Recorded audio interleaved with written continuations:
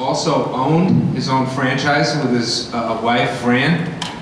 And right now, he's a regional manager with Howard Hanna, and knocking it out of the park. So without further ado, here's my good friend Dennis Drenner. Give him a round of applause. Thank you, Tom. Good morning, afternoon, everybody. It is good to see you, and I mean that sincerely. And my session today is kind of short. I'm going to try and keep it quick and fast moving. As part of the camp program, one of the things that you're focused on is what are you going to do in the future? What is your career going to be? And my focus today isn't going to be so much as to what you're going to do, as opposed to who do you want to be. Because regardless of what you do, whether you're in medicine or an attorney or an engineer or in business or whatever you decide to do, that'll be your career. But the person you're going to be is going to be critical, because there's an awful lot of competition out there regardless of what field you're going to be in. So how do you stand out in the crowd? And more important than that, who are you going to be? A couple weeks ago, we had Dave Baker here, the head of the Pro Football Hall of Fame.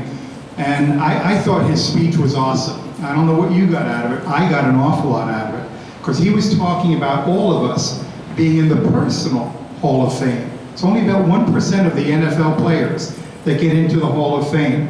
But if in the future, sometime, when you can look back and your children and grandchildren and friends say that you were an awesome person, that's probably one of the very best things that could possibly happen. Before we get going here, just want to show you something. Everybody knows what that is?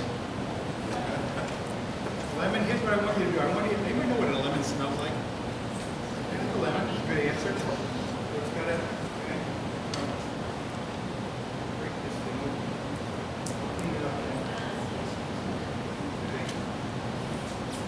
Okay, we got a lemon here.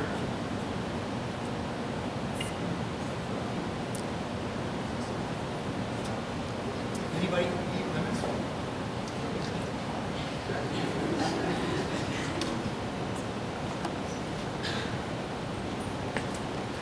Show of hands. Whose mouth is watering? Keep it up. Come on. Anybody's mouth watering? Okay. Some slow learners. So what is the point to all of that? What is the point to the fact that I bite into a lemon, start eating a lemon, and about half of your mouth start to water? Why is that? Answer. Somebody throw something out. Why is that? Why is your mouth water? I'm sorry? Okay, I'm eating something, but you weren't eating it. Say it again, I'm sorry. Putting yourself in my place. The point of this is that thoughts are things. All you were doing was thinking about a lemon. You weren't eating that lemon, but your mouth started to water. The thought of that lemon made your mouth water. Thoughts are things. So how does that apply then to your career, to what you're going to be doing, to school, the choices that you're going to make? What's that got to do with it? The point is that thoughts are things. So what we put into our head is important. You think of a seed, an apple seed, you plant it in the ground, you get an apple tree. You plant a lemon seed in the ground, you get a lemon. You plant good thoughts in your head, good things happen. You put bad thoughts in your head, what happens? Bad things. You hang around with people that are causing trouble doing bad things, what happens? Bad result.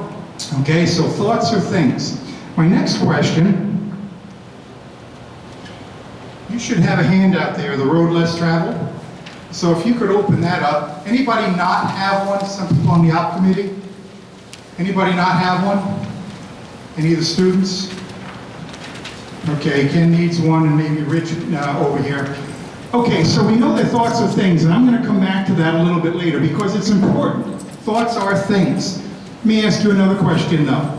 I think most of you are in the 10th, 11th, and 12th grade, and a couple of people in college. Is that correct?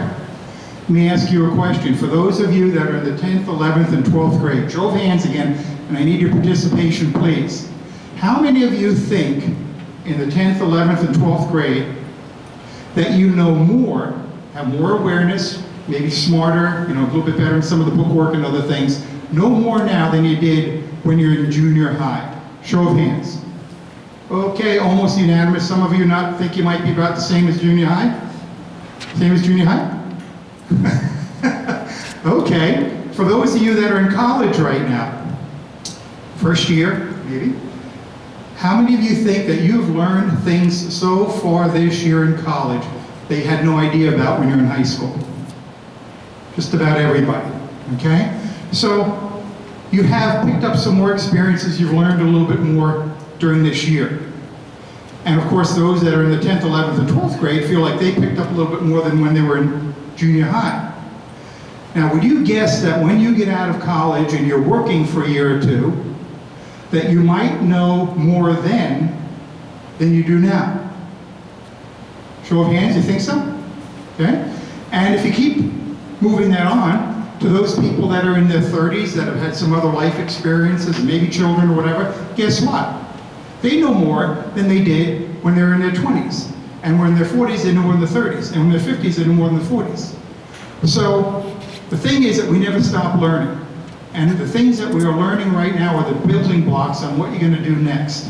My next question to you, though, is, and anybody, even the op committee, I'd like you to describe, think of somebody that you know that you really respect.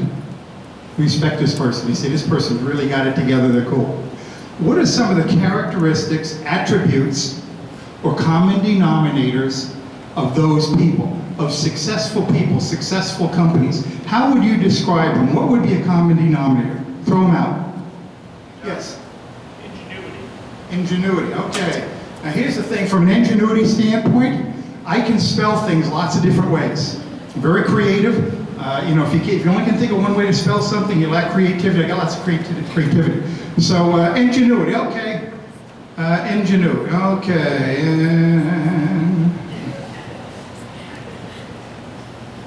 Okay.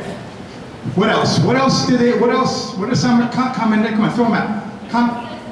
Discipline, okay. So we got discipline. What else? Ambition. Okay. I'm sorry. Persistent. Aha. Hard worker. Okay. What else? Perseverance. Okay. Stick to. What else? Honest. Absolutely. Honest. We already had hard work. Honest. People skills. Good with people. Okay, probably knowledge. Devotion. With that emotion? Devotion. One more. Devotion. Devotion. Thank you. I'm sorry, it's hard to hear from up here. And maybe it's me, but anyhow, devotion. Or commitment. Anybody else? Some of the guys out committee, what have you found with successful schools, organizations, clubs, people, and a couple more things. I'm sorry. Vigilant? Vision, absolutely. Teamwork.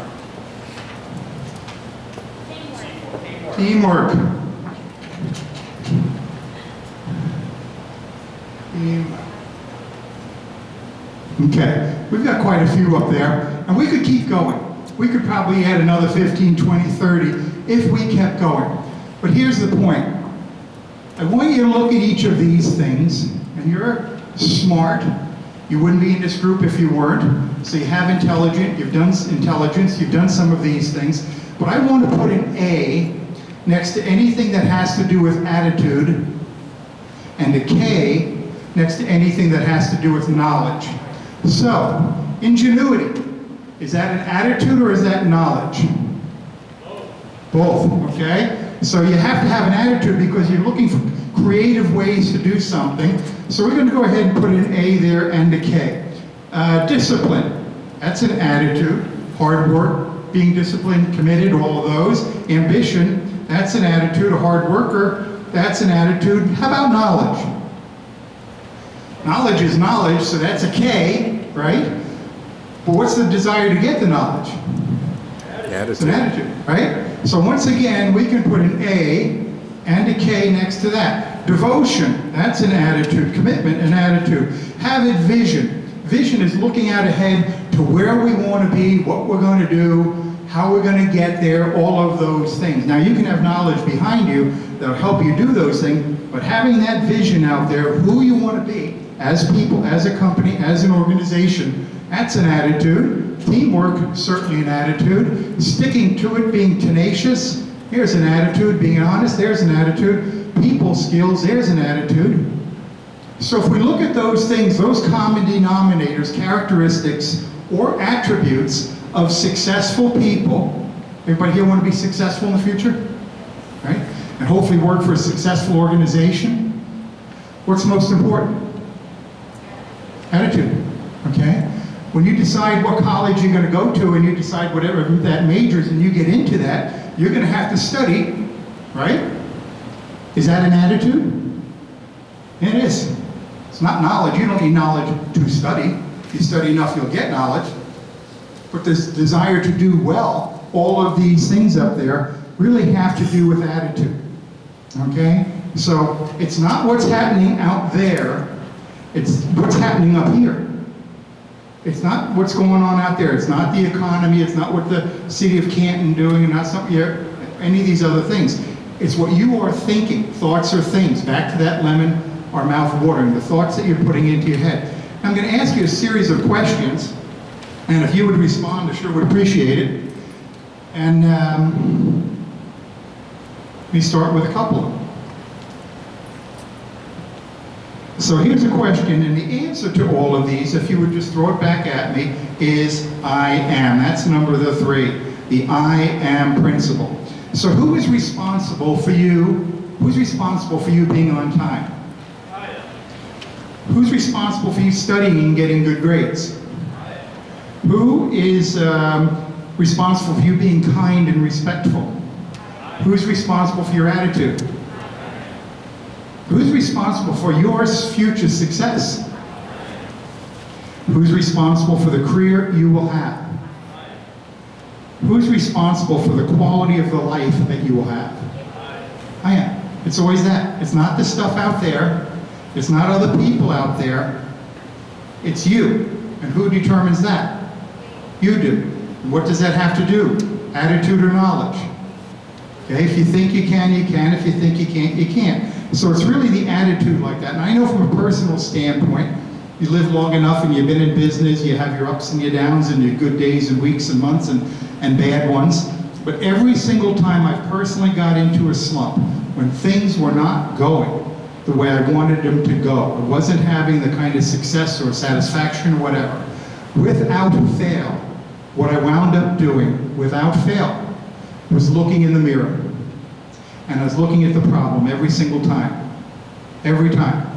Because whatever those action items were that I was supposed to be doing at that time, I probably wasn't doing enough, or with enough passion, or enough with any of these other things here. I just wasn't doing it good enough, hard enough, long enough, whatever. And I had to get back on track for those things to happen. So the problem was always me. It was always my thinking. And I had to change my thinking, thoughts being things. I had to change that to get back on track. If you bring these things to what's going on right now, we have Ohio State playing for a national championship tomorrow. Take a look at some of these things up here, okay? Ingenuity, well, yeah, absolutely. Do you think they're looking for creative ways to run their offense and defense? Oh, yeah. Yeah, absolutely. And what about discipline, ambition, working hard, devotion, commitment, vision, teamwork, sticking to it? All of those things, that's what it's about. And either Ohio State or Oregon is going to win tomorrow night. And it's going to be to a large extent these things, because from a talent standpoint, they're pretty close. They're pretty close, you know? There's not that much of a difference. So these are going to be the things that are going to determine who's going to be most successful. And if you bring it down on the individual level, who's responsible for that? I am. If you get to them on the team level. So if we look at this thing from a summary standpoint, thoughts are things, what we put into our head, what we're thinking about, what we're committed to, all of those things determine the outcome, what's going to happen. Attitude is more important than knowledge, and if we look at any of the things that are going on, ultimately what happens is, who's responsible?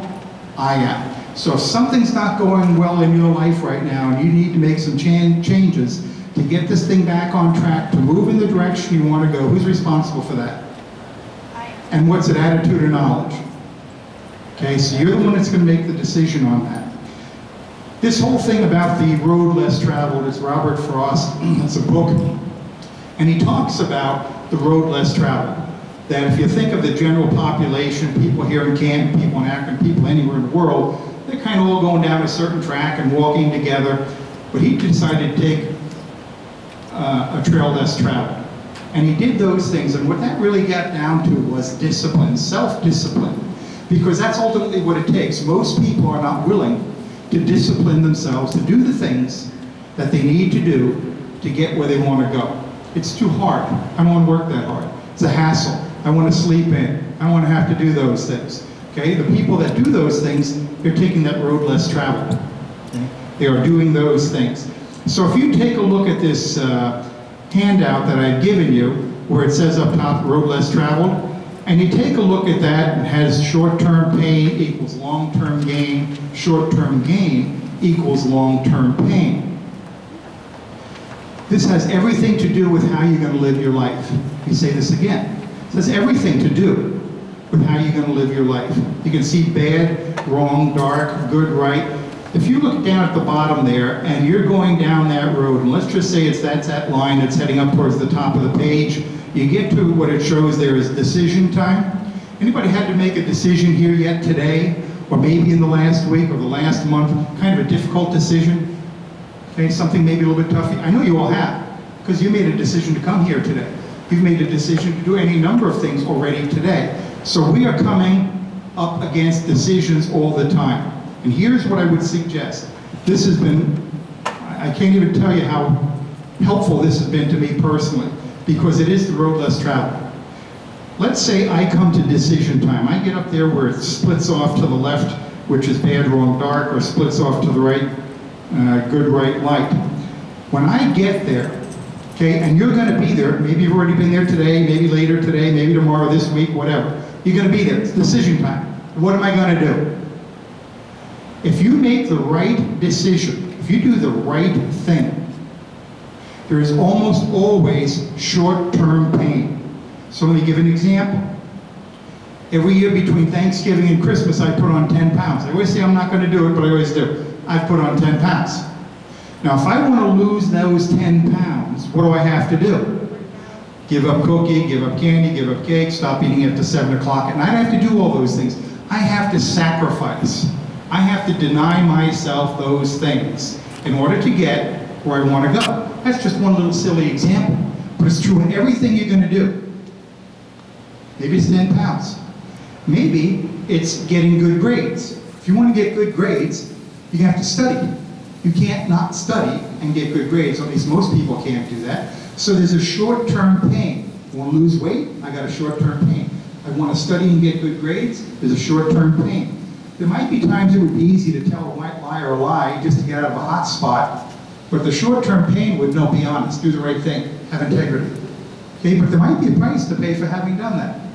And we could go on. I have to work hard. You know, if we look at the people here on the op committee, Mr. Bruner and other people, there's a lot of people out there doing work. But it's those people that are working hard and most committed and all of these things are the ones that are going to be successful. Is that easy or hard? It's harder, you know, which is why most people don't do it. It's the road less traveled. But here's what happens. When you pay the price, when you do the short-term pain, you usually get the long-term gain. If I give up, let me just go to the other side first before I do that. The other side of that decision-making process is I do the short-term gain. So, okay, I want to lose this 10 pounds, and there's a piece of pie when I get home on the kitchen table, and I look at it and I say, no, I shouldn't do that. But I do. I eat that piece of pie. I'm doing the short-term gain. That was the easy way out. Oh man, that looks good. And I eat that piece of pie, but the next day I weigh a pound more instead of a pound less. That was a short-term gain, eating the pie, and long-term pain. I look at it and I disappointed myself. I wasn't committed. Okay, and I can go on with any number of things. There's almost always a price to be paid, a sacrifice to be made before we have the success. So the short-term pain, studying, being diligent, being honest, doing all of those things leads to the long-term gain. If you take the easy road and do what the crowd does, that's the short-term gain because it's easy. I can sleep in, I don't have to study, I'll go hang out with my friends, I'll do all these different things, but then you don't get the result you want, which is the long-term pain. So almost without exception, short-term pain is long-term gain. You gotta pay a price. There's no easy way, no easy way. And if you don't do that, then you're doing the short-term gain. I'm sleeping in, I'm not gonna study, I'm gonna take it easy, and you're gonna just wait and see and hope everything works out. I can pretty much assure you, it won't. You're gonna have long-term pain. There's a price to be paid, and most of you have paid that price or you wouldn't be sitting here today. So I think that that is absolutely critical to just about any decision. It's going to be hard. It's going to be hard. It's going to be hard. And everything is hard till it's easy. For those of you that know, I'm sure you all do. Everybody here knows how to ride a bike. Was it easy the first time? No. How about driving a car? Was it easy the first time? No. How about doing calculus? Was it easy the first time? No. There's a short-term pain, and everything is hard until it gets easy. So you're going to be coming up against any number of different things that are going to be hard until it's easy. But you have to do the short-term pain in order to get there. So there's sacrifice to be made. If we go down that page just a little bit more, talking more about not what you're going to do, but who you're going to be. And Bruce had mentioned something here about having vision. Vision. What do I want this thing to look like? What does my life want to look like? What do I want it to look like? Think of those people that you might have had in your mind just a moment ago when I asked, who do you really respect? Is there somebody that you know, you go, that person's really cool, they got it together, and that's a good person, okay? What are they like? And then what would you have to do to be like that, okay? So part of that then is having a mission or a vision, okay? Who do I want to be? And if that's who I want to be, what do I have to do that? And I would say that it has to do with the short-term pain, being honest, having integrity, all of those things. Begin with the end in mind. As a famous author, Stephen Covey, talks about the 7 habits of highly effective people. And one of his things in that is begin with the end in mind. What do you want to do? If you want to get an A, that's beginning with the end in mind. If you want to be a person of integrity, what do you have to do that? It's beginning with the end in mind. And even part of that, he goes so far, you guys can't relate to it because you're young, but write your own epitaph. What would you want somebody to say at your funeral? You know, kind of an interesting thought. I can tell you I wrote mine many, many, many years ago. And it was, I want him to say he was a good man who loved his family, his friends, and God. He was very strong, and he was very strong and very gentle. That's what I hope they'll say. He was a good man. I think that's the highest compliment I could get. He was a good man. So that's part of my epitaph. But I have written my epitaph already. So anyhow, on something like that, write it from the heart. You know, this sounds a little crazy, perhaps, but here's the thing. Most of you are still in your teens, most of you. When you're in your mid-20s, just what we talked about earlier, you're going to think different thoughts. And when you're 30, you're going to think different thoughts again. And then when you're in your 40s, you're going to think some other thoughts. The thoughts you're not thinking right now. I'm asking you to begin to think about some of these things now, because you're going to get there. So let's start a little bit early, get a little ahead of the power curve. So write it down. Who do I want to be? What's going to be important to me? What kind of person do I want to be? I can tell you, it's God's honest truth, in my day planner, I've got all my goals and who I want to be, the person I want to be. It's written down. I have my personal mission statement. And I read it a couple times a week just to say, okay, am I on track? Am I doing those things that I said was important back then to be the person that I want to be? Okay? So I would go ahead and do that. Goals. So very, very important. Now, if thoughts are things, and you have a goal, is there a better chance you might do it? Sure is. Let me give you an example. Way back, quite a few years ago now. You guys never, don't remember a time where there weren't any, but there was no such thing as a minivan. Minivans didn't exist. That's a more recent development, if you will. So my family, made a decision to buy a minivan. So as we were driving along, had 3 children, we'd be driving along, and I'd say to my children, I'd say, okay, gang, we can get a Ford, a Chevy, or a Chrysler. I want you guys to tell me every time you see a minivan, so we can take a look at it and decide which car we want. Now, up until that day, we drove up and down the street. Do you think they ever saw a minivan? Oh, they weren't looking for minivans, right? But when I said, we're looking for minivans and we're going to make a decision which one we want, what do you think they saw everywhere? Minivans. They were everywhere. I couldn't believe how many minivans were on the street. What's that got to do with goals? If you write something down that you want to do, you're going to see those opportunities show up where you wouldn't see them if you didn't do it. We didn't write down the goal about a minivan, we never saw it. We wrote down the goal about a minivan, they were everywhere. You write down the goal about something you want, you're going to see it everywhere. It's going to show up. It will manifest. It will appear. Those things happen, but you got to write it down. So here's what goes on with that minivan, then. We decide we want a Chrysler. I said, okay, what kind of hubcaps do we want? Oh, wow. Now now they're looking at hubcaps all over the place saying, you know, I like those wheels, I like those wheels, I like those chrome wheels over there. Well, what color do we want? Oh man, this is a better color. My point being that when you write down goals, you're going to see things you never used to see. We saw minivans with wheels and colors and things like that we could never believe. They were everywhere, but we never would have seen them had we not written it down. If you want something in your life, write it down and review it, and then review it, and then review it. And guess what's going to happen? You're going to see it everywhere. That opportunity. You're going to say, oh my gosh, there it is. There it is. That's what I wanted. It'll happen over and over and over and over. But you have to write it down. It has to be a thought. Thoughts are things. Okay, your mouth watered a little while ago. It's just a thought. Write down a goal. It's a thought. It'll show up. It'll show up. So you write those down, you commit to it, you make it part of who you are, and you work at it. You make the effort to do it. Number 2, fear not, take risks. Fear is false emotion appearing real. How many times do we not do something because we're afraid? I don't want to look bad. Oh, that's going to be hard. No, I don't want to do that.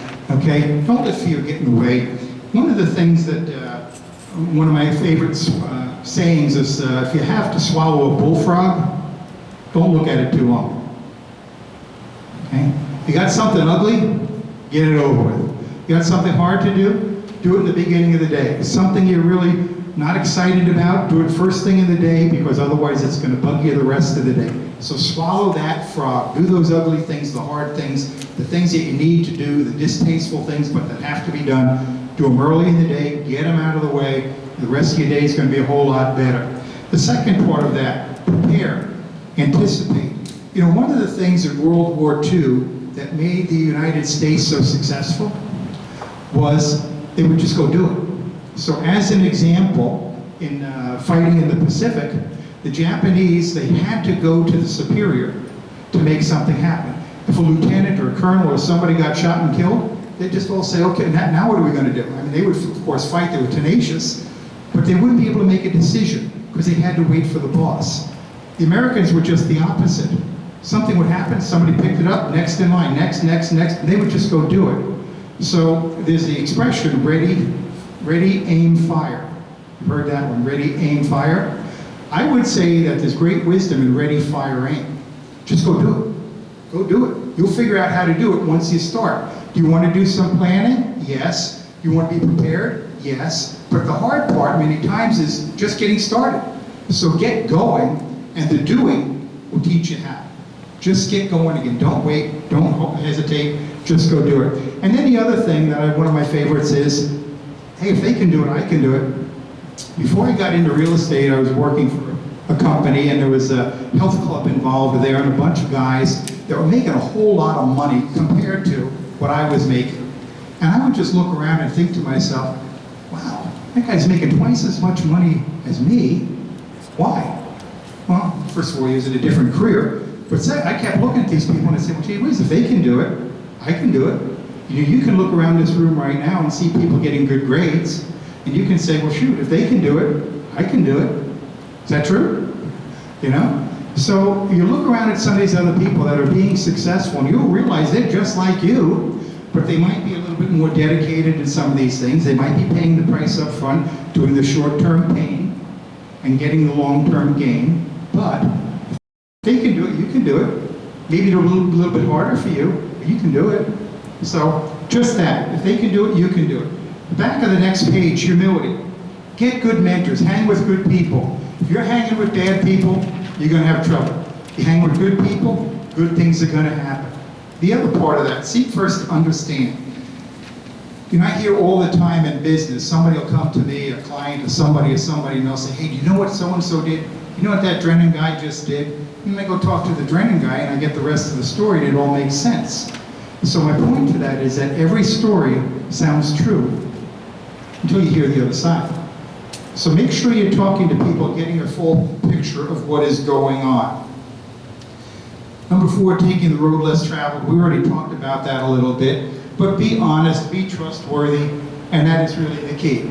If you don't trust somebody, do you want to hang with them or be in business with them or do anything with them?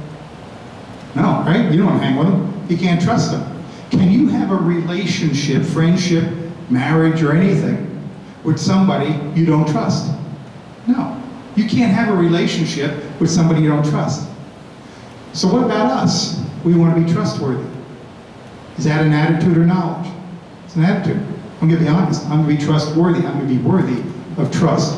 So these are the things when you're in college, getting your first jobs, doing those things. If you want to be successful in that organization, you better be trustworthy. And you do that by being honest right down below that. Make a good name for yourself. Have integrity. Be honest. Be all of those things. And you have some examples of this, which is kind of the thoughts of things. But take a look at a newspaper any given day. Okay, terrorist attack. Okay? Think they thought about that ahead of time? Of course, they thought they were right. But how about this one here? Students gets probation for hammer assault. Do you think that was a good thought or a bad thought? Bad thought, right? Beating somebody up with a hammer. Not a good idea. Because that thought became a thing. Okay, that didn't happen by accident. He thought about it ahead of time. Okay, not a good idea. All these people here arrested for any number of different things. Thoughts are things. If you have a thought in your mind and in your gut, it doesn't feel good, don't do it. Don't do it. Yeah, anybody ever had that feeling like, oh man, I don't know if this is a good idea? I have. And as many times I've thought, oh, this is not a good idea, and I did it anyhow, and I got in trouble.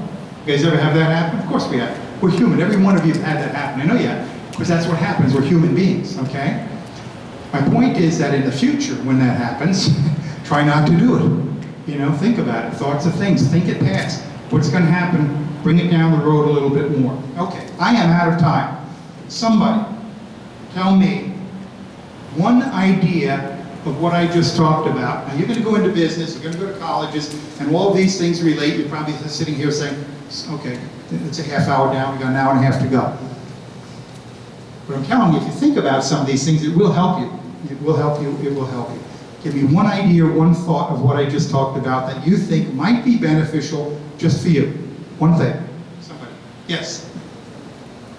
Short-term pain, long-term gain is always a sacrifice to be made to get to where you want to go. Always. Short-term pain, long-term gain. Somebody else. Yes.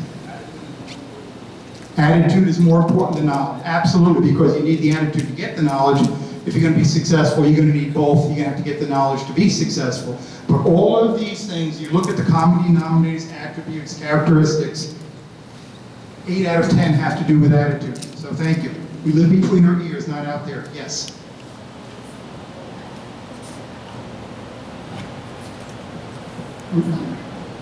Okay, so if things aren't going well, self-evaluation, look in the mirror, probably has to do with me. What do I have to change about my attitude to make that happen? Yes?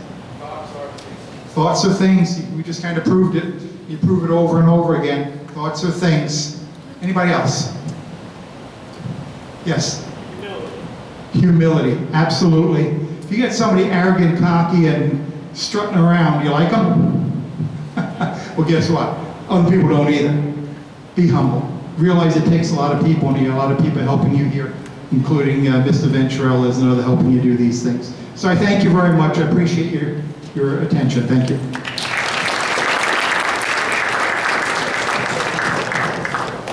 Wow, great job. Hopefully, I saw a lot of people taking notes. We'll do a reflection on Mr. Drenner's speech next session, but a lot of things to think about.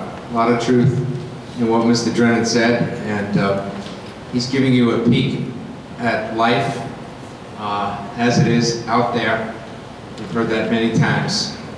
And with that said, we're going to give you another peek of what's going on out there. And we're going to ask a special young lady to come up and talk. She is a member of our camp alumni. As a matter of fact, we have a whole table of camp alumni here. Actually, Alec graduated from the first camp program, right, 2013. And we have a bunch of graduates here from 2014. So first of all, it's great to see you come back. Number one, they kind of get a pass during school to skip the seminars. We understand how tough college can be, but these people choose to come because of what they learn. So take a look at that. That's really something to look forward to, look up to rather. So this young lady who attends the world champion Ohio State University. Right? No bugs. She's studying to be a neuroscience physician. I can't even spell that. Is that, Rhonda, do you know, is that Al Baggett? Is that what Al Baggett does? Is he a neuroscience physician, Al Baggett? Do you know? Okay. Through the Camp Summer opportunity, Summer was able to secure a job with Freshmark, and she can give you a little heads up on that. But she's going to spend about 10 minutes, and she's going to tell you about college life, biggest wows, biggest surprises in college life, and then also some camp benefits and the values. Summer, it's yours. I was not expecting a microphone. It's a little formal. So, who here is doing the website? So, take your. Can we change my picture? Because it looks so awful. The whole time I was sitting there looking at it. So, I guess what I want to talk about first is that Ohio State is a lot different than I thought it was going to be. And at the beginning, I had to go to like orientations, and they had all this first year student stuff, and I was just sitting there like rolling my eyes, and then all of a sudden this person came up and they were like, you're going to see the block O all over campus, and you're going to see it, you're going to think Ohio State, because O, stands for Ohio.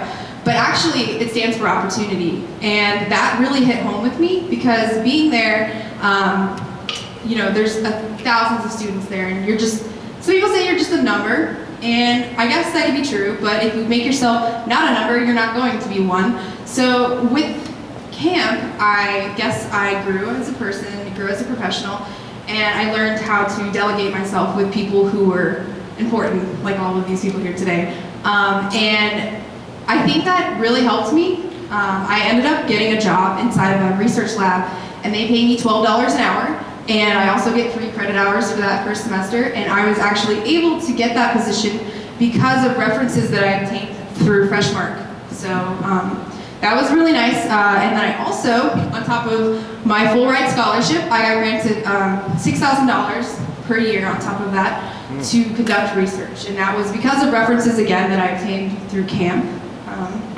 So Freshmark actually has brought me back, so for the past month, have been working there. So I worked there in the summertime, and they were so pleased. They asked me to come back, and I've been working for a month, and then next summer I'll be back. And it's kind of like they don't even invite me back; they just expect me to be there. So that's a nice feeling. I like that Tom has set me up with that, and I'm able to know that I have a job in an office when I come back, and I don't have to work at Bob Evans or work at McDonald's or anything like that. So I guess I don't really have a whole lot prepared to talk about. I think I just want to focus on, does anyone have questions? Like, do any of the seniors have questions about, where am I going for college, or what am I going to do? Well, who's a senior here? Raise your hand. Okay, so there should be some questions, because I know you guys don't know everything, so. Great, you don't know everything, I promise you. Go ahead. Yeah.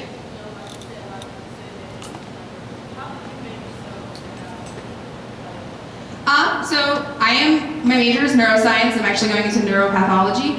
And my first semester, they had me take 2 neuroscience classes. And I spent a lot of time in office hours. I would say I spent about 10 hours a week visiting with my professors and networking. And one of them recommended me for a job inside of a lab doing research, which is huge to get as a freshman. So that was one way. I also reached out to, they have like an involvement fair at the beginning, and they try to get you involved with all the different organizations on campus. And I'm actually president of one club and treasurer of another. So, I mean, just, I guess, setting yourself apart from others. And I guess on top of that, people look at my transcript and they're like, you have 65 credits? I'm so confused. Are you a freshman? And I say, yeah, I am a freshman. And they're so fascinated by the fact that I took so many classes in college, or in high school before college, that it has just given me such a leg up in so many things. It's just like a conversation starter almost, so. Yes. Part of the learning community, benefits of learning. I was in a learning community. I'm no longer, just because of housing problems. But Ohio State does have a scholars program, and what you do is you apply to it based on your interest, and once accepted, you live inside of the community. And I liked it because even though I'm not in it anymore, I met a lot of friends the first couple days. I didn't have to worry about like, what am I gonna do now? I don't have any friends, I'm not cool. So it was nice for that to like meet people, but it was also nice that I met a lot of people who were doing things different than me. So I would say, yeah, if you can get into a learning community, you should. Yep. Is Ohio State's size as bad as people make it seem? Like, No, it's really not. Like, okay, so my neuroscience classes, there's like 40 people besides myself in the class. It's not bad at all. There are some classes that are large, but you have TAs to work with and things like that. I don't even feel like it's as large as people make it seem. And almost, I don't think I'd go anywhere else because I just don't feel like it would be as fun. Like, there's just always something to do. You're in a very urban environment. There's so many people to meet. There's so many opportunities to take advantage of. I don't know. I really like the environment there. So, anything else? I know there has to be, okay.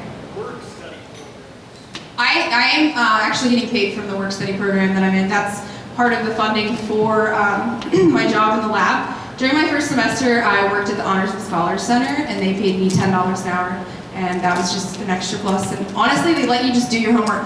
I mean, I answered the phone, I answered the phone like maybe once an hour or something, and just do my homework the whole time. It's like getting paid what I was going to do anyway. So, go ahead. do you find it hard working? Oh no, you just said you do your homework while you work. So just answer it. Do I find it hard to do my homework? You know what? You would think, coming from early college, I would go in there and know exactly what I'm doing. But although, like, I think Mr. Drenner and everyone in early college tried their best to prepare me for that, I don't think I was ready for how much I had to do. And the first couple weeks, it was really hard. I realized about halfway through the term how much time I was not spending on my studies that I should have been. So yeah, it's finding your own like niche, like the way you're gonna do things. I guess like I'd have like an hour and a half between my classes, and I'd just be like, just gonna sit around and text on my phone when I could be actually studying. So I definitely see that I've grown to like know when to study and when not to study. So, anything? Right now, well, last semester I took 17. This one I'm taking 18. So, yeah, I have no life. That's what I'm admitting. How do you adjust from home to college? You know, not a lot of people ask about that. That is probably the hardest thing that I've had to experience, going from living at home and having so many siblings and having my parents be there and support me. It's just really, really hard. And I found like FaceTiming helps, and like, although Columbus isn't that far, it's just kind of hard because I don't have my car down there and I can't just come back whenever I want. But I think that was, again, a learning process. Yeah, I don't know. It's just tough. It's different for everyone. I know people who go home every weekend, but I also know people who haven't been home once yet. So it's definitely something you can get used to.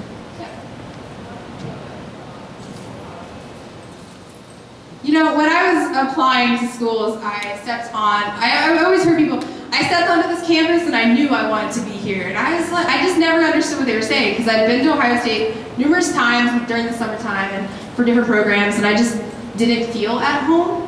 And then I went to other campuses and I realized how small they were and how limited, I guess, the resources were. And then I, just in comparison to Ohio State, I just did not see myself there. So I guess in making your decision of where you want to go, I'm not saying you have to go to Ohio State because everyone's different, although I would like that. It's nice that you have the choices, but you have to think about where am I going to, is this school good for what I'm going into? Is this school going to give me all the resources I want out of it?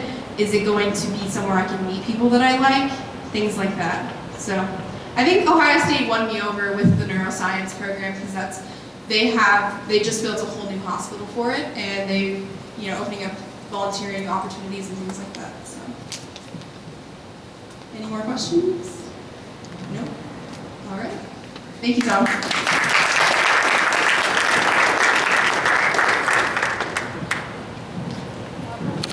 Thank you, Summer. So I think it was the October or November session. I think we had Nazay and Justine talked about their experiences. Olivia, you're here. Maybe the next time we can ask you to come up and say a few words. Olivia is going to school locally, and she's also working a lot of hours at the Habitat for Humanity, which she loves, and they love her. So we'll try to provide you with all of these different experiences. We have a wonderful breakout session, well, actually two wonderful breakout sessions. One is the college readiness with Tony Lee. And whoever goes into the engineering session, by the way, we will repeat the college session again in February. As a matter of fact, we'll probably kick it up a couple of notches. For those of you that are sophomores trying to decide, do you want to look at the arts or the sciences? For those of you that are seniors trying to decide which schools I'm going to. Juniors, you're kind of committed, but you have a little bit of time before you make a decision on college. Mr. Bruner and I have decided this is a critical period in the year, the January, February, and March period, to make sure you have all of the college information that you can get your hands on. So, thank you, Summer. Appreciate it. And congratulations, you're doing a terrific job. I mean, that's a lot of credit hours. And as you can see, working on breaks, already committed to working for the summer, working at the school. She has a full plate. So, Mr. Drenner, she's got her eye on the prize, right? And she's, yeah, okay. I got a kind of off-the-cuff question here, and I won't explain it to you now, but I will in the future. How many of you in the next 6 months will be looking to try to purchase some kind of transportation? Would you just raise your hand? Aye, please. I need your hand high. Yes. Or a bus, or 18-wheeler, or whatever you want, Kelsey. Okay. Mrs. Bruner, can you guys raise your hand again, please, real quick? We've got that's a little bit more than I thought, but if you can quickly, let's see, we got Jesse. Jack, you already have a car. Put your hand down. Who else do we have? JD, you got a car. Oh, it's just a new one. Caleb, Matt Sickley. We got Nazay and Justine. Kayla, you got them all. Raise your hand high. Shante. Sade. You have? Okay, who else? Lisa. I got Amanda.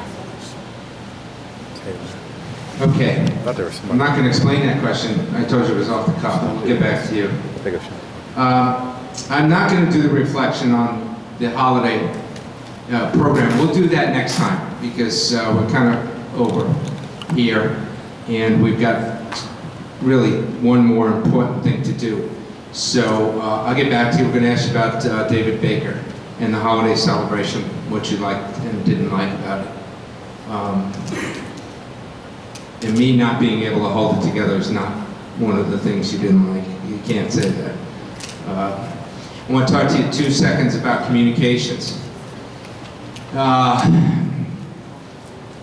We're about to hand or go over the information on laptops. These are a blessing that we've received, and a very expensive blessing, a very important blessing when you use them properly. But if you think about computers, what are they used mostly for? Is to get information and communicate. I have to tell you, for some time, and I've saved every month's responses. So I have each individual in this room. Some of you are new who joined the program in September, October, but I go back probably a year for every month. And I send out the same email the week before every session, which is, hi, it's Mr. Venturella. Here's our agenda. We have a meeting coming up in a week. Here's what we're going to be doing. Could you send me a response and tell me that you're committed to coming or why you can't make it? I consistently get between 30 and 45% of you that do not respond. Now I can wipe this clean, and I can do one of my favorite things, which is to talk to you about skills and competencies. And I can probably list 12 in about 60 seconds competencies that action of you not responding to my email and not doing it on a consistent basis, how it demonstrates some really poor development in certain skills. And this whole program is designed to sharpen your skills, your competencies, offer you internships, work on your career paths, now heavily involved in colleges and making sure that you're placed properly based on the career paths you want to go on. But I am not going to give out $1,000 laptops to you students, and you are not going to communicate with myself, Mr. Bruner, Mrs. Bruner, and the leaders on my operating committee. We have a meeting after this to take all of our leadership teams to the next level, whether it's engineering, healthcare, legal, IT, technical. And my operating committee is going to be communicating with you on these brand new laptops that we've been blessed to have. And you will not respond. It's not an option. That is the guidelines of the program. I had a boss, similar situation to this. It wasn't on communication, it was about making numbers. But he basically told a room of 1,000 that if you don't like these rules, and these were paid employees, obviously you're not paid employees, but you are members of camp, you are volunteer members of camp, but so are we. And he basically said, if you don't like it, do not let the door hit you in the behind. We will be interviewing, it'll be double digits, 10 to 12 new students coming up here in February for the program. We'll be doing it again in September. We have a lot of people that want in on this program. If you don't want it and you don't want the commitment, please do us a favor. You want to be treated like adults, we want to treat you like adults. I told you we believe in you, we love you, we trust you.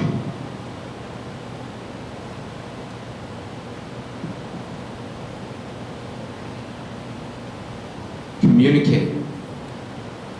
Show us that you're mature. Show us you're responsible.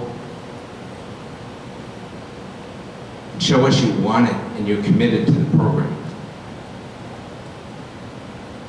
Okay?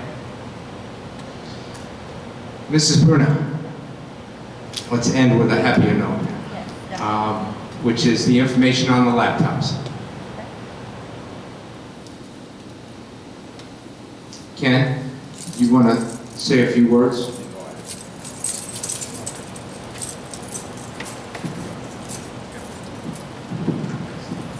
I do want to say this, that I am thankful that this group has worked with us, and that's the camp group under CAST has been so supportive and helpful, and believe me, they want your best. And what I mean by that, they want you to be prepared so that you can go out there and have a leg up or above those people that you're going to be competing with in the business world. So the information that we're passing out, we're trying our best to put all the things in your hands to make you successful.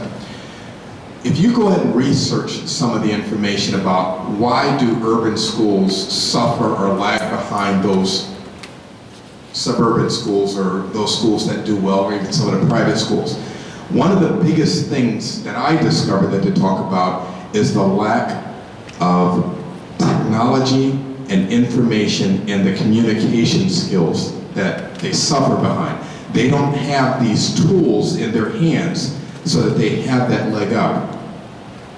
So we decided that we want to put this in your hands to help. The thing is though, when this $1,000 thing hits your hands, please help us. And I'm going to tell you another thing, the district supports us in this. The reason why is because I think we're one of the few sort of in-house programs that the assistant superintendent told me in an email that you go ahead and tell us what you would need to put in place over there to help you out with having your own internet connection that you guys are going to take care of. And that's a first. I don't know many other programs within the system that are allowed to have that happen. So we're going to be communicating with the technology department so that over there in that building, you guys are going to have a corner called the Camp Corner. I don't know how long it takes for them to install it, so please be patient. But it'll be over in that area where Mrs. Brenner works, where you will have your own designated camp area. I think it fits as many as maybe 8 students in one of the rooms, and then the office Mrs. Brenner have, and then maybe have some spill out area over there, right around the corner. The thing that we're asking you to do is to be responsible, and I know I get long-winded. Please communicate. Mrs. Brenner's going to try to set up a Remind 101. I think she already has one, that she's going to send an email to all of you so that she can remind you. Check your email, you just got a message. Mr. Venturella just told you, before any camp meeting, and you already know the camp meeting's all the way out to the end of the school year. Before any camp meeting, a week before, he puts out the information as far as what the topics are, the agenda, and then your responsibility to respond to him. Now I'm going to tell you this, these are simple requests that we ask for. You are getting ready in a few years, 1 or 2 years, to be out in the business world, college level and beyond, competing against other like-minded folks that are going to want to be successful, have these attitudes in place. Your job is to develop these attitudes through habits, developing effective habits of getting this ingrained in you so that you can do well. Once you do this and you develop these habits, it will be easier for you to communicate, get back in touch with somebody, and I suffer behind that too. Get back in touch with somebody. As soon as they send you information, respond to them. Show them that you're responsible, you're a young adult. Just put that into practice. Just to expand on what Mr. Bruno was saying, that the area across the way in the satellite building will be called the Camp/Cast Student Center. Okay, it's great. I mean, if you walk into a lot of colleges and you look at their student center, it kind of reminds me of that. I think Mr. Sipek was over there the other day. He said, "This looks like college." I go, "I thought so too." There's workstations. There'll be Wi-Fi set up in that room, in Mrs. Bruner's room, and again, that's dedicated Wi-Fi to our computers. And there'll be 1 or 2 printers over there for you to print out your work. So somebody like Jacob, who I see Jacob in here at 7 o'clock in the morning and I see him at 5 o'clock at night. Jacob, that's a great place for you to go. And we're always moving you around because they're pushing you out of one room into another room into another room. You can go over there, Jacob, and get your work done and have your laptop and everything. So I think it's going to be pretty sweet for you guys. Ms. Bruni, you want to go through a little bit of the paperwork?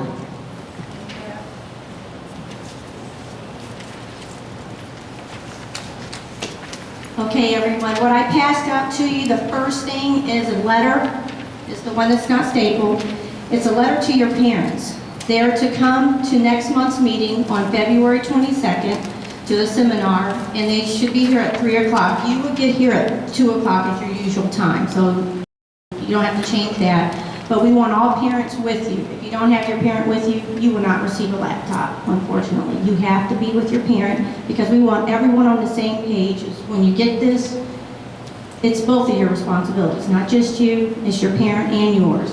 Also, the staple packet is the parent-student laptop guidelines. So we need that also read over. There's some forms in there to fill out and sign. You need to complete this and then turn this in as well. So when you come back next month or next week, you can come in and just bring it in to me. Like Mr. Venturella and Mr. Brenner stated, I have an office now in the satellite building. You can even leave it in my mailbox in the early college office. So there's no way you can say I couldn't get it to you. Just make sure you do either the mailbox or bring it to me.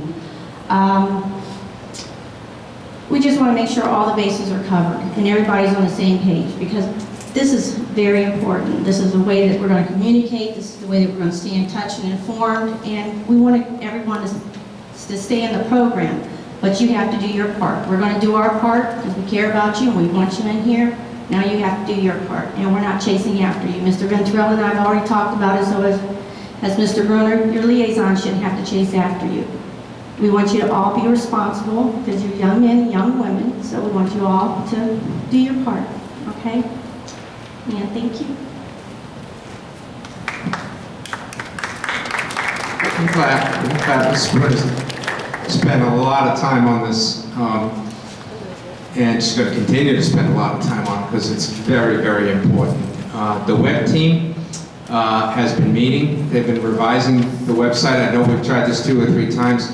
But I feel we have the right team in place, not that we didn't before. The problem is we put all seniors on there and we had to turn over the entire web team and it's just taken us some time to get it back up.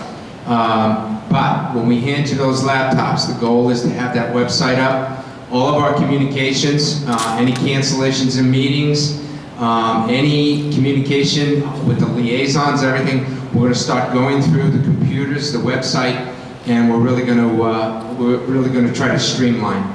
But again, if you don't respond, it's like throwing a big monkey wrench into the process. So I'm counting on you stepping up. I'm going to keep tracking, and hopefully we don't have to get to the next level, which is just more childish things that we ask you for.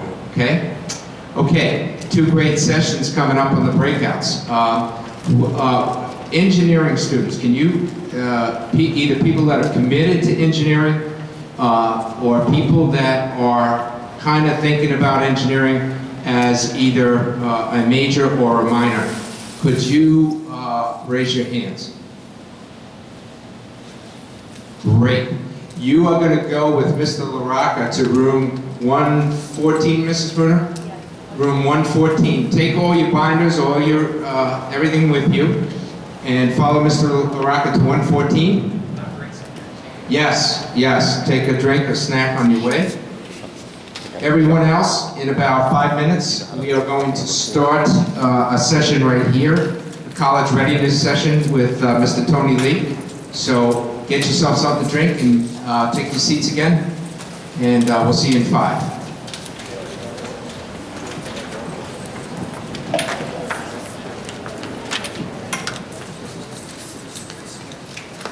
As soon as we give that engineering group an opportunity to go ahead and get snacks and then head over to room 114, make sure you keep that clean for our teacher, Ms. Harrison. The rest of you then can pick up a light snack. I know Mr. Lee has a very busy schedule. Even on the weekend, being the upward bound coordinator, I'm going to introduce him real quick. once you get your snack and sit back in your area, and then I'm going to let him go and begin, and then it'll be my turn to have a little activity at the end. So as soon as that group, the engineering group, get their things taken care of, you guys can kind of line up right now, get your snack, and then come back over to the college folks. Thanks.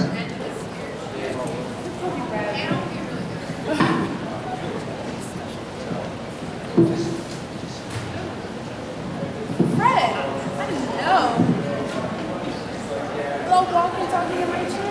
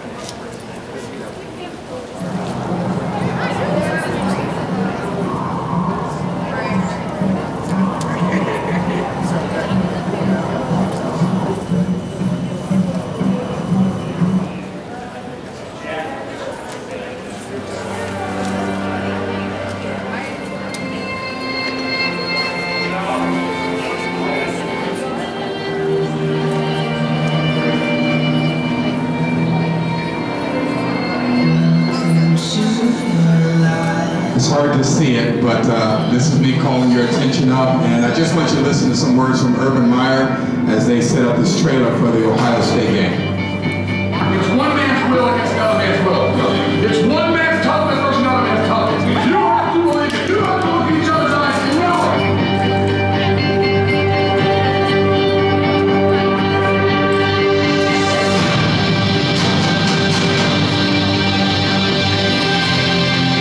Opportunities multiply as they are seized. As they are seized, they ain't gonna give it to you. This is gonna be a 4-quarter battle. Don't have the history, but be the real deal. How do you do that? You finish your job. You want to play for all? Let's go play for all. Everybody wants to rule the world.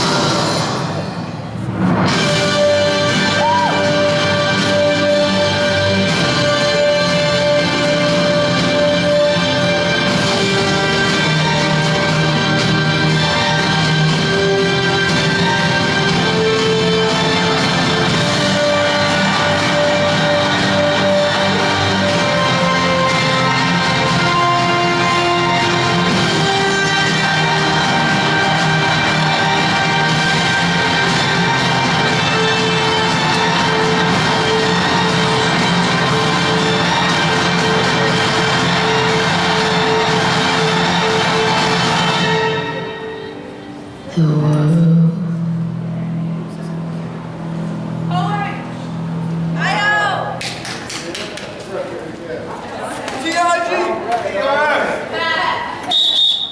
All right, you guys ready?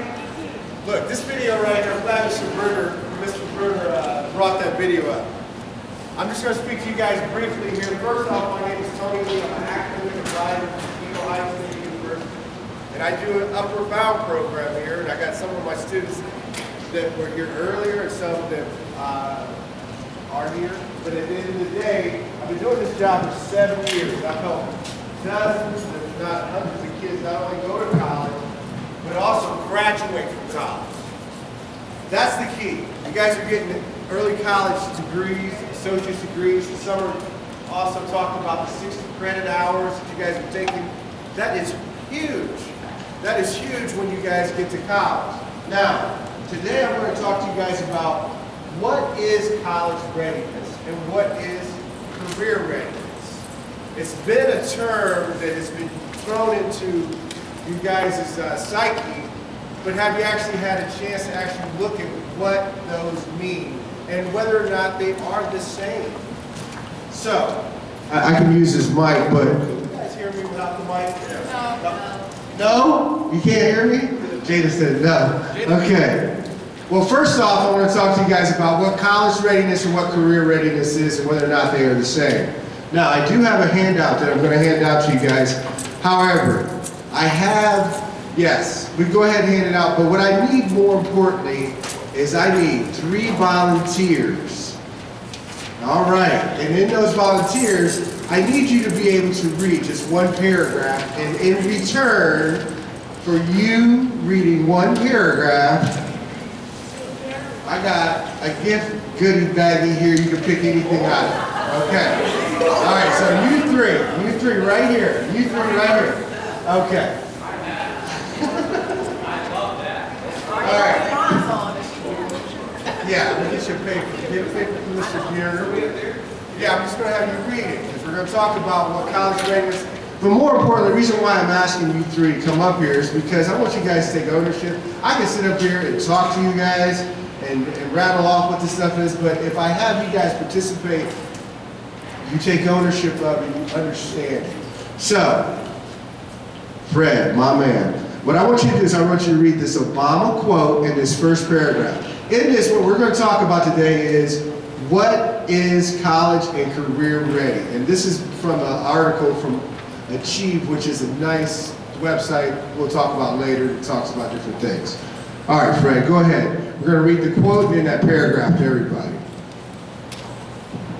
I ask every American to commit to at least 1 year or more of higher education or career training.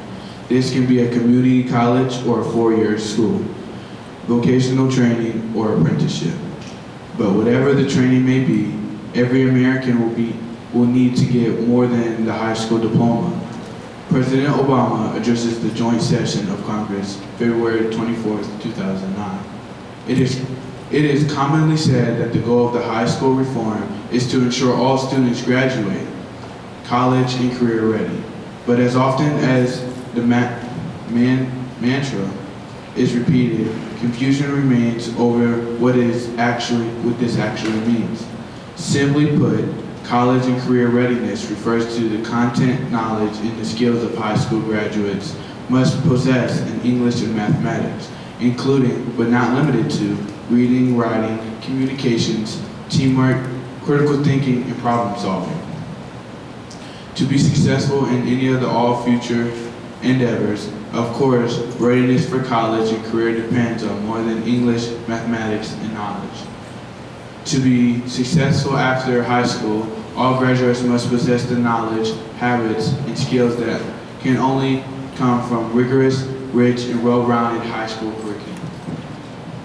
All right, thank you, Fred. Now, like they said, being college ready isn't just the mechanics of math and English. It's the other skills that you're going to need. Communication, the ability to be able to go to your professors and be in a 10 hours worth of office hours, like Summer was talking about, having difficult situations, but being able to communicate on that level with your professors, but also being able to problem solve, have cognitive thinking skills, but finally take this rigorous curriculum. You guys that are here are early college students taking one of the toughest rigorous curriculums there is out there. So you're laying the foundation for college readiness. Now let's talk about the next paragraph.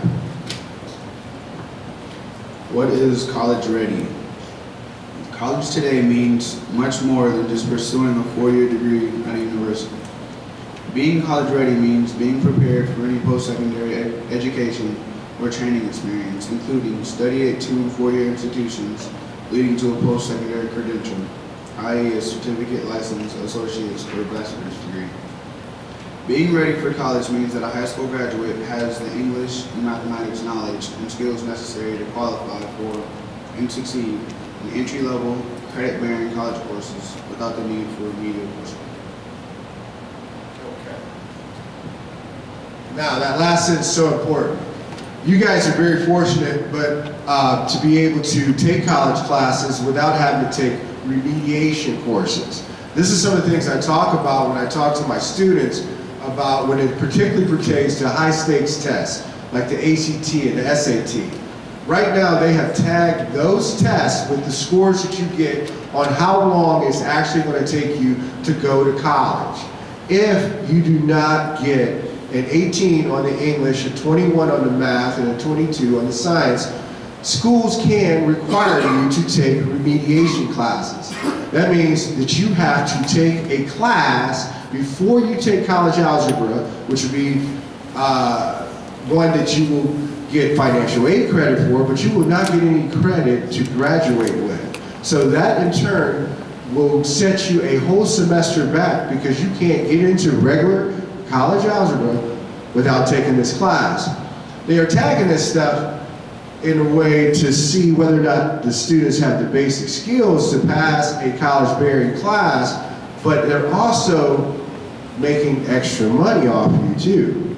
And I'll be honest with you, students that have to take remediation classes, me and Mr. Clean did a study on this a couple years ago, and you can look them up. You have a less likely chance to graduate with a 4-year degree if you have to take remediation classes, because you're in school longer, you're paying more for your education, and you're there actually a whole another year. So it's very important to understand that getting good grades, doing well in your academics, also having the communication skills to talk to your professors, to get out of difficult situations is very important. Also, I heard you guys talking about persistence, and we'll talk about that here in a second.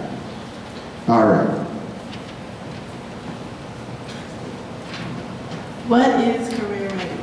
In today's economy, a career is not just a job. A career provides a family-sustaining wage and pathways to advancement and requires post-secondary training or education. A job may be obtained with only a high school diploma, but offers no guarantee of advancement or mobility. Being ready for a career means that a high school graduate has the English and mathematics.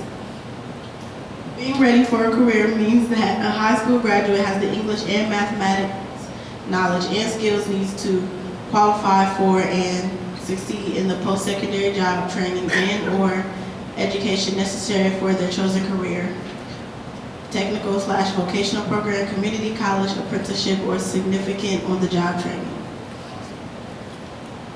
Awesome. Now, that paragraph distinguishes what a career and what a job is. You can get a job with a high school diploma. However, in order to have a career in a field, you must have some type of degree, licensure, apprenticeship, or some skill in which you have a whole field in which you can advance later in life and keep going. Upward mobility. Careers provide that. Education provides that. These are things that define what career and college readiness is. However, we have one more paragraph. Are they the same?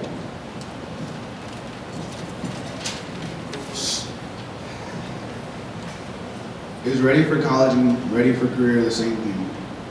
With respect to the knowledge and skills in English and mathematics expected by employers and post-secondary faculty, the answer is yes. In the last decade, research conducted by Achieve, as well as others, shows a convergence in the expectations of employers and colleges in terms of the knowledge and skills high school grades need to be successful at high school.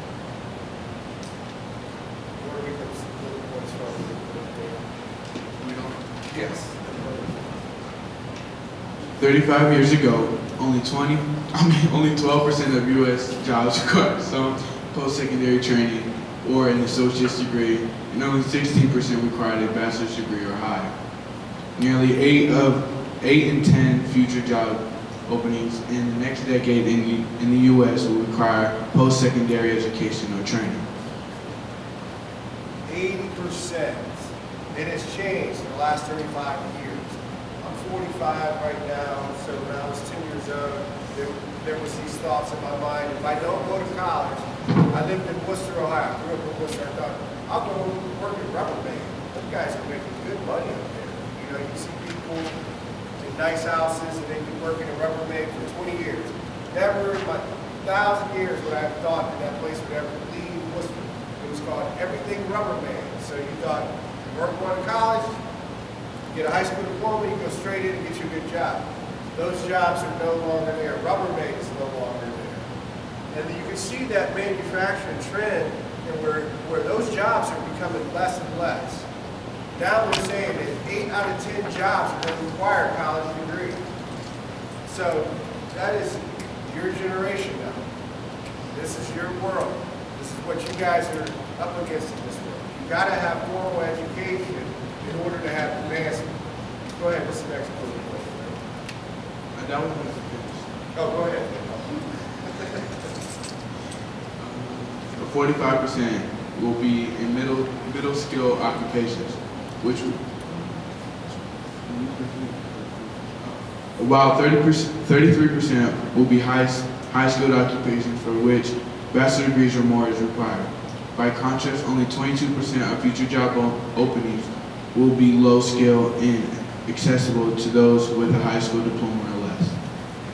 While the U.S. still ranks third in adult population, 25 to 64 years old, with an associate degree or higher among 30 countries, and now ranked 10th among 25 to 34-year-olds and 2-year degree and above. Competing countries are catching up and even outpacing the U.S. in the educational attainment of the new generations of adults. Okay. That is very important. You no longer now are competing against the people in your city or in your county or in your state. You're competing globally Now, for these jobs that are going to be out there in the future, in order for you to be able to compete at that level, you have to get an education and you have to get all the skills necessary to compete against the people from China, the people from India. These are times where globalization and people that recruit for jobs, if you're in the engineering field, it's a very competitive field internationally. People are out there really working hard to come to the United States to get the jobs that are going to be offered here. And that's very important. Do you understand that? Go ahead. Higher levels of education lead to the elevated wages, and more equitable distribution of income and sustainable gains in productivity. For every additional average year of schooling, U.S. citizens complete the GDP would increase by about 0.37% percentage points, or by 10% over time. It's very important. You guys always hear education, the higher the education, the more money you're going to make. It's definitely true. It's definitely true. And it does contribute to the overall gross domestic product. GDP. Yes. Bottom line, what it comes down to is this. The education, and you've heard it, and it is true, the higher the education, the more money over a lifetime, the more opportunities that will come your way. That's it? Okay. All right. Well, let's give these guys a round of applause for standing up. You guys ready for anything on here? How about the ladies? Let her. Wow. Thank you, guys. I ain't afraid or for that. That's why she picked it. Okay, so now you guys got an idea now of what college readiness and what career readiness actually means. Now, this morning I had a really good conversation with one of my former students, Terrence Truitt. Terrence graduated from the first class here. And we talk about it and we laugh about it to this day. I remember I was at McKinley and I was working with some students over there, and I got a phone call from Mr. Drenner and the staff here, and they were like, you need to come over here and talk to Terrence. He wants to quit this early college program. And I said, okay, he can't quit. He's a senior. It's not going to happen. Let me come over there and talk to him. So Terrence was very upset. He was frustrated. And I said, Terrence, let's go for a walk. Let's get out of this building, man. Let me talk to you. And so we talked about it. At the time, he was going through a lot of changes in life. He really was. And we walked around the corner and we came back. And in that conversation, he realized how important this program really was going to benefit him later in life. And I told him, you can't quit this program, because the bottom line is you're going to gain so much from just this experience that in 5 years from now, you'll have a master's degree by the time you're 24 years old if you keep going.